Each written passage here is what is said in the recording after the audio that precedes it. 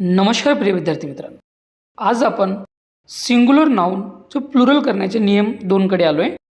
Singular नाउनचं plural कशा प्रकारे करायचं आहे एक्झाम्पलद्वारे आपण समजून घेणार आहोत। नियम 2 काय म्हणतोय बघा। नियम 2 म्हणतोय ज्या नाउनच्या शेवटी S, SH, double S, CH, X आणि झेड असेल तर ईएस लावून त्याचं प्लुरल केला जातो। एक्झाम्पल्स आपल्याकडे आहे बघा, बस। एक बस आहे त्याला काय म्हणणार आपण, बस। यस शब्द आहे, प्लुरल करण्यासाठी आपल्याला काय करावं लागेल, यस लावावं लागेल। शब्द तयार झाला बसेस। नेक्स्ट आहे आपल्याकडे फॉक्स, FOX, आणि प्लुरल करण्यासाठी यस लावलो आपण त्याला, शब्द तयार झाला फॉक्सेस।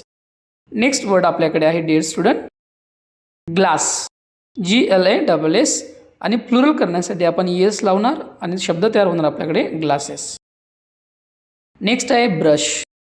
सिंग्युलरला आपण ब्रश म्हणणार आणि आपल्याकडे अनेक ब्रश असेल त्याला ब्रशेस म्हणणार आपण त्यांना।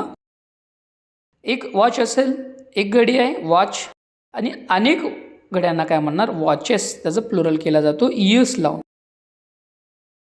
नेक्स्ट आहे फिश। एक असेल तर फिश आणि अनेक असेल तर त्याला ईएस प्रत्यय लावून आपण काय म्हणतो, त्यात प्लुरल तयार होतो फिशेस।